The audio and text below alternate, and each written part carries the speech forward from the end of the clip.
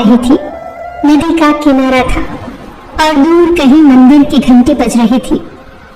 वहां एक पुराने पेड़ के नीचे एक साधु बैठे थे। तभी एक शहर में रहने वाला नौजवान उनके पास आया। उसके पास सब कुछ था, अच्छा काम, गाड़ी, बड़ा घर, पर उसके चेहरे पर एक अजीब सी उदासी थी।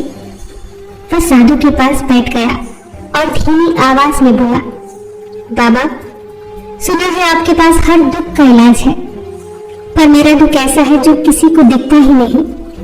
क्या आप बता सकते हैं कि मैं अंदर ही अंदर इतना परेशान क्यों हूं? साधु बोले, बेटा, शरीर की चोट तो पट्टी बांधने से ठीक हो जाती है, पर मन की चोट ऐसी है जो इंसान को धीरे धीरे अंदर से खोखला कर देती है। तुम अकेले नहीं हो। आज हर दूसरा इंसान इसी अनदेखे दर्द को लेकर घूम रहा है। परेशान इंसान ने बाबा से कहा, मुझे समझ नहीं आता कि ये शुरू कहां से हुआ। कभी कभी तो मुझे अपनों के बीच रहकर भी ऐसा लगता है जैसे मैं वहां हूं ही नहीं। मैं हंसता हूँ, बातें करता हूँ, पर अंदर एक खालीपन सा महसूस होता है। साधु ने कहा, इसी को तो अकेलापन कहते हैं। दुनिया को लगता है कि तुम्हारे बहुत दोस्त हैं, पर असल में तुम्हारे पास ऐसा कोई भी नहीं है जिसे तुम अपने मन की बात कह सको, जिसे सुनकर वो तुम्हें गलत न समझे। बाबा ने आगे कहा, बेटा, अकेलापन तब नहीं आता जब लोग साथ नहीं होते, बल्कि ये तब आता है जब तुम खुद के साथ नहीं होते। जब हम अपनी खुशियां और गम अंदर ही अंदर दबाने लगते हैं तो वो मन में जाकर पत्थर की तरह जम जाते हैं। हम दूसरों को अपनी उपलब्धियां बताते हैं, पर अपनी कमियां छिपाते हैं। अपनी कमियों को बताने के लिए भी कोई होना चाहिए। आज से एक नियम बनाओ, सच्चा संवाद। हजारों दोस्तों की जरूरत नहीं है, बस एक ऐसा इंसान ढूंढो जिसके सामने तुम कमजोर होने से डरो ना। अगर कोई ना मिले तो कागज पर लिखना शुरू कर दो। जब तुम अपने दर्द को शब्दों में लिख देते हो तो वो तुम्हारे अंदर से निकलकर कागज पर आ जाता है और मन का बोझ आधा हो जाता है। पर जैसे ही तुम लोगों के करीब जाओगे तुम्हें एक और डर सताएगा, और वो है भरोसा टूटने का डर। इंसान ने यह सुनकर बीच में टोकते हुए कहा, वही तो बाबा, जब अकेलापन दूर करने के लिए किसी का हाथ थामता हूँ तो पुराना धोखा याद आ जाता है। फिर लगता है कि अकेले रहना ही बेहतर है। इस पर उस साधु ने कहा, यही वो मोड़ है जहां तुम खुद को कैद कर लेते हो। देखो बेटा, कांच का गिलास टूटने के डर से क्या हम पानी पीना छोड़ देते हैं? नहीं ना। इसका दूसरा समाधान है स्वीकार करना। ये मान लो कि लोग बदलेंगे, कुछ दिल भी तोड़ेंगे, पर उनकी गलती की सजा तुम खुद को क्यों दे रहे हो? अपने सबसे पक्का सहारा खुद को बनाओ। जब तुम खुद से प्यार करना सीख जाओगे तो दूसरों का आना जाना तुम्हें तोड़ेगा नहीं। और जैसे ही तुम खुद को सहारा देना शुरू कर दोगे तुम्हें महसूस होगा कि तुम्हारे अंदर कितनी अनकही बातें दबी पड़ी हैं।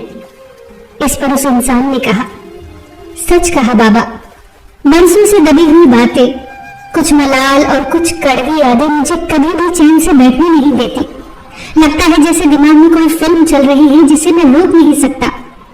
साधु ने इस पर कहा, वो फिल्म इसलिए चल रही है क्योंकि तुम आज में नहीं कल में जी रहे हो। इसका तीसरा समाधान बहुत सरल है, मुक्त हो जाना, रिलीज कर देना। हर रात सोने से पहले एक काल्पनिक पत्र लिखो, उन लोगों के नाम जिन्होंने तुम्हें दुख दिया या जिन्हें तुम कुछ कहना चाहते हो। लिखो और फिर उसे फाड़ दो। यही क्रिया तुम्हारे दिमाग को संदेश देती है कि अब ये बोझ ढूंढने की जरूरत नहीं है।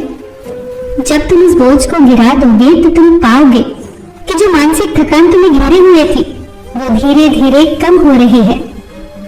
इस पर उस इंसान ने कहा, पर बाबा, इस भागती दौड़ती दुनिया में खुद को समय कैसे दूं? जिम्मेदारियां और उम्मीदें मुझे हर वक्त थकाए रखती हैं।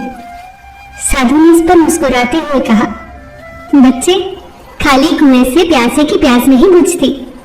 अगर तुम खुद थके हुए हो तो तुम दूसरों को खुश कैसे रखोगे? अंतिम समाधान है खुद के लिए जियो। दिन के 24 घंटे में से केवल 15 मिनट अपने लिए निकालो, जहां न मोबाइल हो न कोई काम, सिर्फ तुम और तुम्हारी सांसें। ना कहना सीखो, क्योंकि हर किसी की उम्मीदों पर खरा उतरना तुम्हारा काम नहीं है। तुम एक इंसान हो, कोई मशीन नहीं। साधु की बातें सुनकर युवक के चेहरे पर एक हल्की सी चमक आ गई। उसे समझ आ गया कि इन अदृश्य दर्दों का इलाज बाहर नहीं, उसके अपने भीतर है। उसने धीमी और गहरी सांस ली। उसे लगा मानो बरसों का बोझ एक झटके में उतर गया हो। अब उसका मन प्रसन्न था। अब वो जिंदगी को नए नजरिए से जीने के लिए तैयार था। दोस्तों, याद रखिए, जिंदगी के जो दर्द दिखाई नहीं देते, उनका मरहम सिर्फ और सिर्फ आप है।